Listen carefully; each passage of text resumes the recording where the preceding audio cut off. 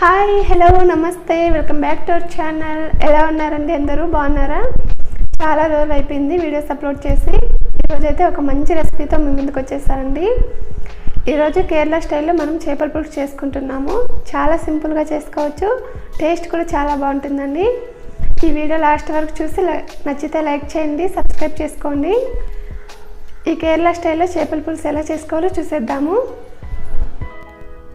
ఈ చిట్టి చిట్టి చేపలతో ఇప్పుడు చేపల పులుసు చేసుకుందాము.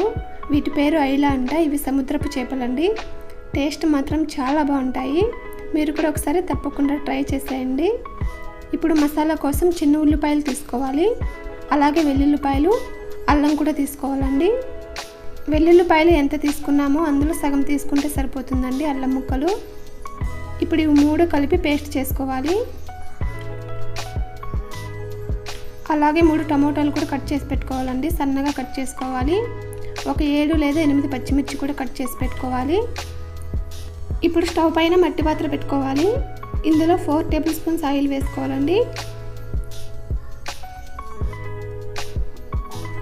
ఆయిల్ కొంచెం హీట్ అయిన తర్వాత కరివేపాకు, అలాగే కట్ చేసి పెట్టుకున్న పచ్చిమిర్చి కూడా వేసుకోవాలి. ఇవి లైట్గా ఫ్రై చేసిన తర్వాత ఇప్పుడు మిక్సీ పట్టుకున్న పేస్ట్ వేసుకోవాలి.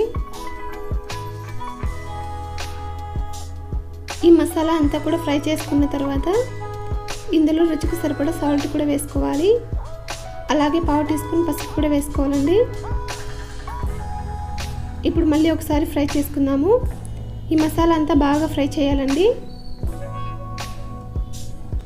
ఈ మసాలా అంతా బాగా ఫ్రై చేసుకున్న తర్వాత 1/2 టీ స్పూన్ మిరియాల పొడి, 1/2 టీ స్పూన్ కారం వేసుకోవాలి.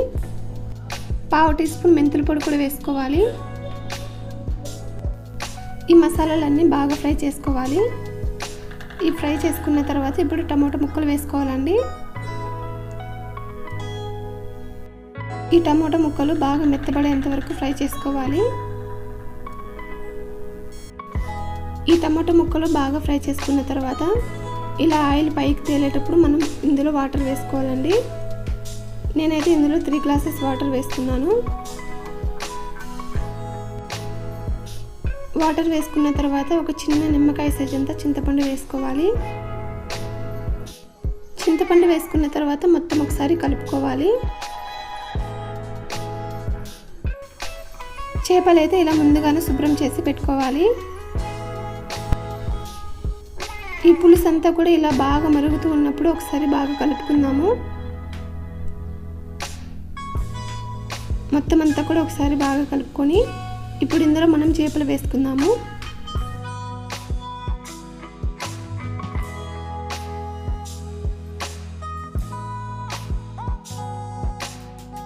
అన్నీ ఒకేసారి వేయకుండా ఇలా కొంచెం కొంచెం వేసుకోవాలండి.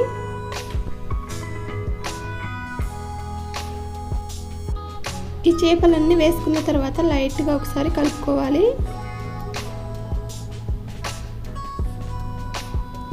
ఇంకా ఉడికిన తర్వాత దించేంత వరకు కలపకూడదండి. మూత పెట్టేస్తున్నాను. దీన్ని ఒక 10 నిమిషాలు ఉడికించుకుంటే సరిపోతుంది. ఈ చేపల పులుసు తిక్కుగా గ్రేవీ లాగా అయితే రాదండి, కొంచెం పలుచగానే ఉంటుంది. టేస్ట్ మాత్రం చాలా బాగుంటుంది. మీరు కూడా ఒకసారి తప్పకుండా ట్రై చేసేయండి.